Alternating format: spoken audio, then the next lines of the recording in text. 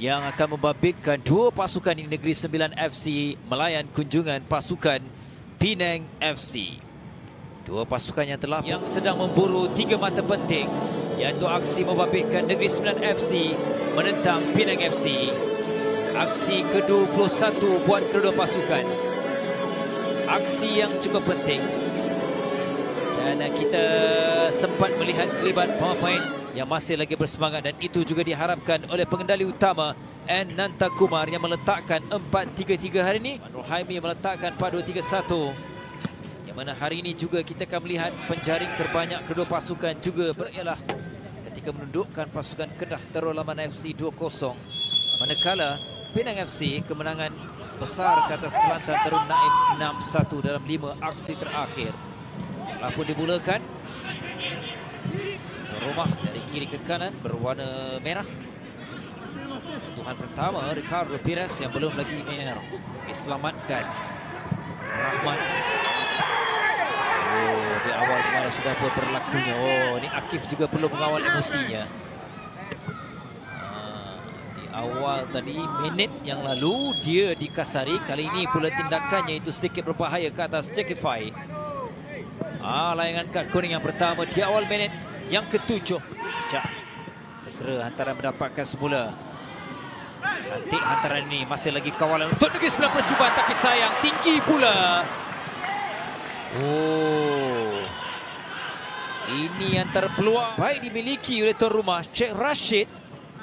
Dia menerima hantaran yang cukup tepat dari Takumi, tetapi perempatannya itu melambung tinggi.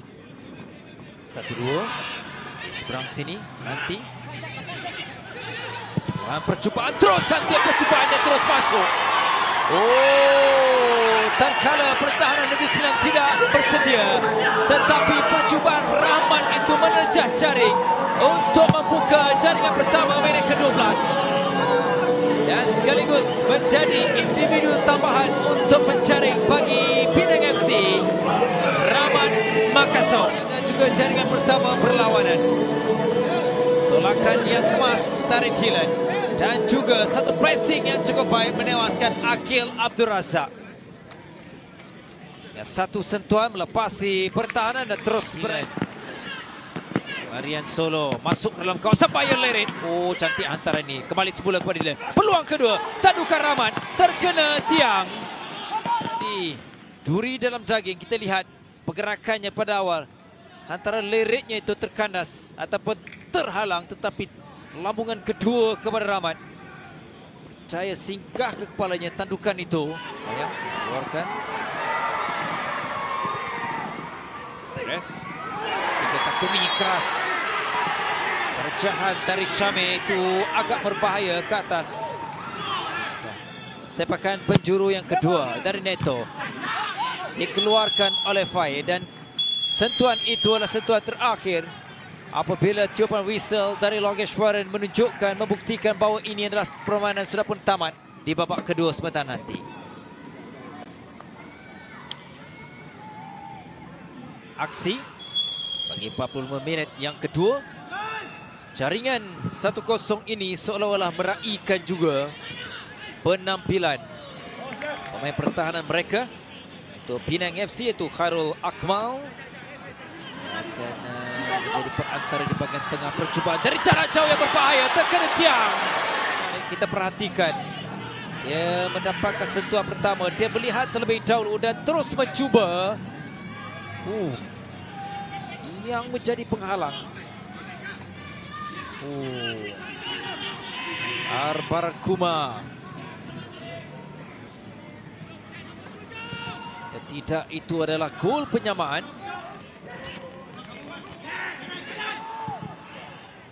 Sempat melihat pada siapa dia mahu membuat hantaran. Hantaran itu berhasil, berjaya. Percubaan sekali lagi.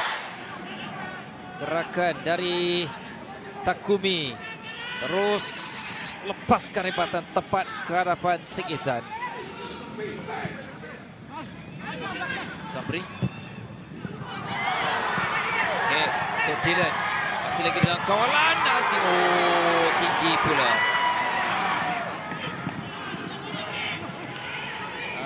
Dylan tenang membuka peluang kepada Haziq, tapi penyudah Haziq yang terlalu kuat melepasi palang gol yang banyak.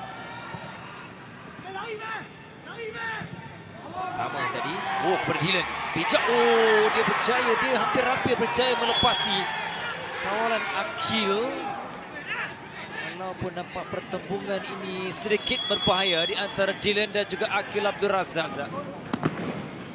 Diteliti ketika ini.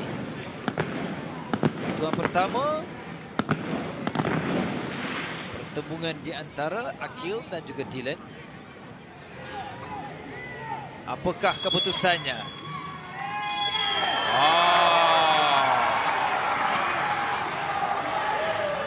Keputusan itu menambah tebaran kepada Akil Abdul Razak.